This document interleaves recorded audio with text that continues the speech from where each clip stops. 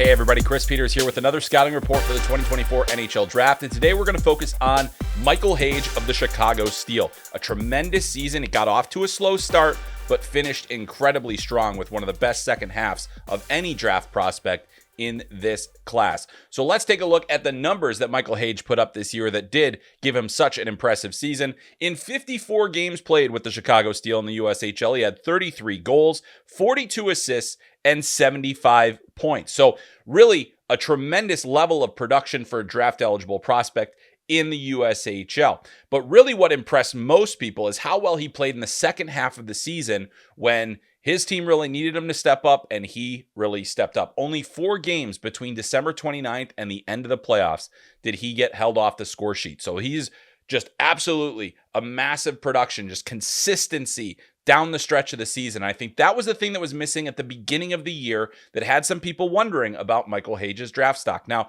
there's good reason that maybe the beginning of the year was a little more difficult for him. He went through a lot of adversity, struggled through an injury last season, but this summer had the tragic passing of his father, which really, I think anybody can imagine that was something that would affect your play. And I think it did for a period of time. And then as Michael got more into the season, as he got better and better and better and more used to how he needed to play, he was off the charts good. And I think that's really what impressed me most, is his ability to battle through adversity and then to put together the season that he did after a slow start, after hearing probably, that draft stock slipping and all the things like that. All that pressure, he just blocked that out and played amazing hockey down the stretch. So let's talk a bit about the scouting report on Michael Hage. What kind of player is he? Well, he's quick and he is skilled. And the speed factor is really something that I think stood out most in the second half, where he was getting his legs going. He was beating defenders wide. He was beating defenders to the inside. He has the hand skills to do things one-on-one.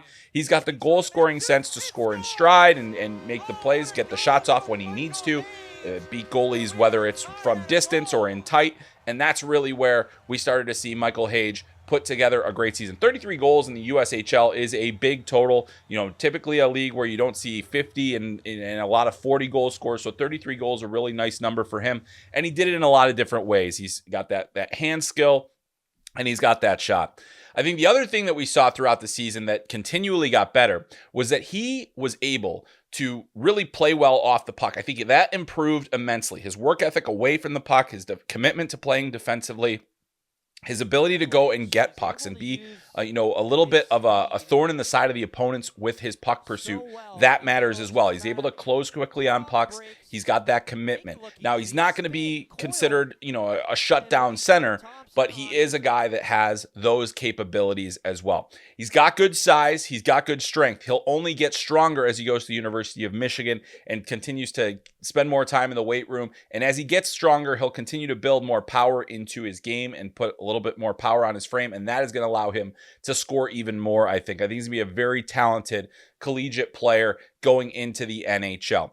In terms of NHL comparables, I look at a guy like Adrian Kempe of the Los Angeles Kings, and that is a goal scorer right there. That is a guy that put up good numbers in the last couple of seasons. He's got that ability to separate. He has the ability to score from in tight or also from distance. He's got a great one-timer. He's got a tremendous release on his shot. I think those are hallmarks of Michael Hage's game.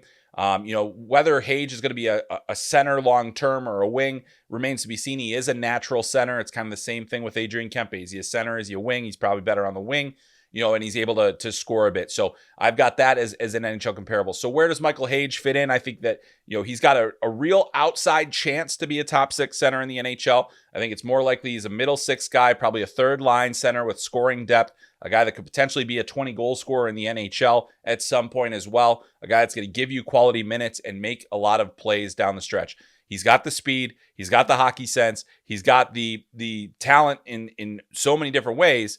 And he also really showed this year, I think, a commitment and a work ethic that really improved over the course of the season that allowed him to be a more effective player.